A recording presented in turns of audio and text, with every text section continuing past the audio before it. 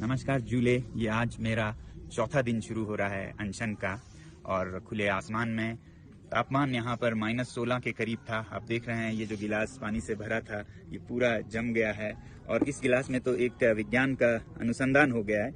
ये भरा हुआ था कल रात को, अब ये उठकर ऊपर हो गया है, यानी कि जमने पर पानी का परिमाण वॉल्यूम बढ़ जाता है। इससे दिखता है टेबल पर जो पानी गिरा वो सब जम के ऐसा हो गया है। ऐसे में हम अनशन कर रहे हैं, मगर सबसे हैरानी मुझे ये है कि आज तक जो मेन स्ट्रीम मीडिया है भारत की, उसने इस आंदोलन का जो उथल पुथल इस सीमा पर हो रही है इसका जरा भी जिक्र नहीं किया। सीमा पार से एक सीमा हैदर आती हैं तो उन पर सैकड़ों घंटे चर्चा होती है, मगर भारत, चीन और पाकिस्तान के सीमा पर लद्दाख, इस पर जीरो चर्चा है। आपको पता है, मेरे ख्याल से तो आज भारत के इस सीमा पर हमारे सैनिक सबसे कमजोर स्थिति में हैं, क्योंकि यहाँ पर सबसे बड़े लड़ाकू माने जाते हैं लद्दाख स्काउट्स, सिख रेजिमेंट्स और गुरखा रेजिमेंट्स। आज लद्दाख के सैनिकों का मनोबल टूटा है, ठेस पहुंचा है, क्योंकि लद्दाख को न लोकतंत्र दिया गया है न संरक्षण।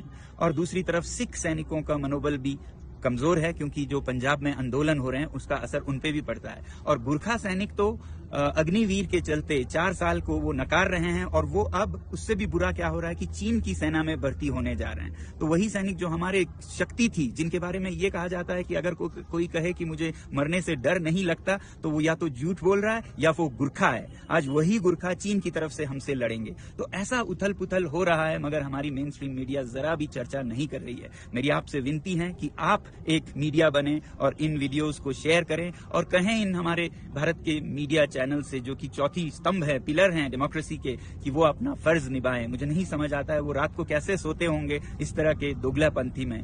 मुझे उम्मीद है कि आप सब लद्दाख का समर्थन करेंगे, भारत की सीमा की सुरक्षा का समर्थन करेंगे, क्योंकि लद्दाख के संरक्षण में ही भारत की सुरक्षा है। धन्यवाद।